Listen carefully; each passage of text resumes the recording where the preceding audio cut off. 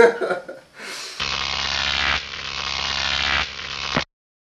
said I wanna rock. I wanna rock. I want to rock. Turn it down, you say. Well, all I gotta say to you is time and time again. I say no.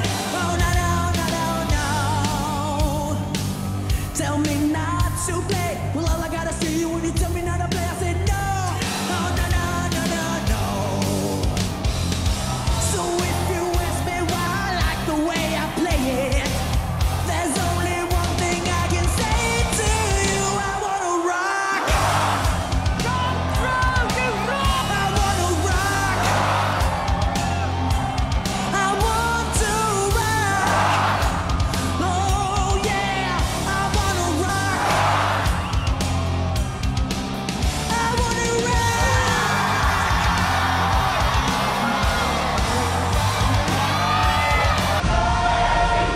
Ladies and gentlemen, the icon of rock, the legendary Stacey Jacks. Stacy, you made it. Hey, man. Hey, man. No, this is Hey, man. Hey, man.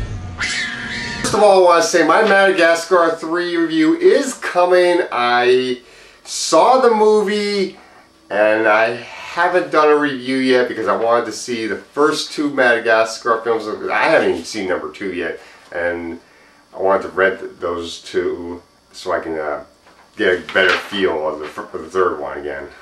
even after seeing the third one, and that way I have a good feel of the trilogy.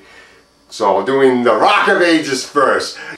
Yeah, so now I know AC/DC was not covered in the movie, but of all the rock and roll shirts I had, this one was the only one that kind of fit for the review.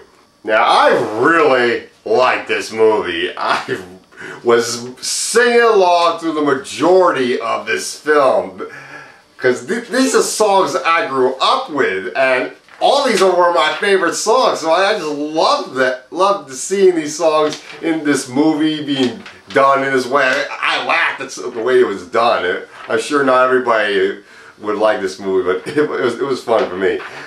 And some of the musical scenes did feel out of place, and there are a couple of plots in this movie that are going along. The plot between the 2 main characters, Julianne Ho's character Sherry and Diego Boneta, I believe is his name, who plays Drew. They are the generic love couple in this movie, and by generic, I have seen this love story done 3 times, counting this movie. Burlesque and Coyote Ugly had the same exact love story, so that's another reason why I can understand the mixed reviews. It felt that generic. Sherry falls in love with Drew, and Drew helps Sherry get a job at the rock and roll bar called the Bourbon, which is a bar that he works at. And they both had the dream of becoming singers, and that's why they came to Hollywood, to get a shot at fame. You also have Alec Baldwin, who's Dennis Dupre, and Russell Brand, who's Lonnie, and they manage the bar, who's having financial problems. It's struggling very much in money, and Paul Giamatti is the musical manager that is very greedy when he gets his main attraction, the star of the show, Tom Cruise, Stacey Jacks. Oh wow, he looks like Steve Tyler from Aerosmith. Oh my God, Tom Cruise steals the show in this movie.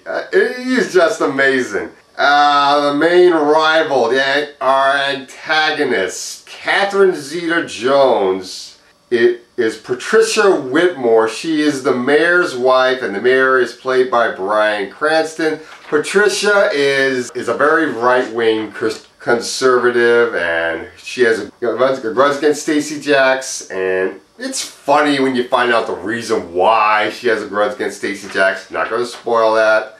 Yeah, Stacey Jacks gets a love interest in this movie. Malin Ackerman plays Constance Sachs. That last name, it's just funny. They have a sex scene, so it's like she gets in the sack with him. She's a journalist for the Rolling Stone magazine. Alright, I already mentioned that Paul Giamatti is the greedy music manager in this movie.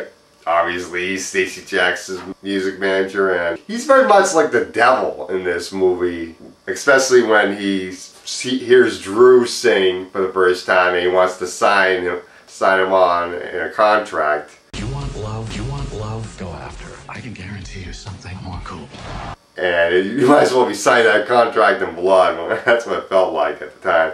And it's also right at the time when the love romance between Drew and Sherry temporarily breaks up, so it comes in just the right moment. The end result is just so funny, how both of them end up in their own little hells, where Drew ends up in a boy band and Sherry ends up in a strip club. And the strip club is run by Mary J. Blige, whose character's name is Justice Chalier.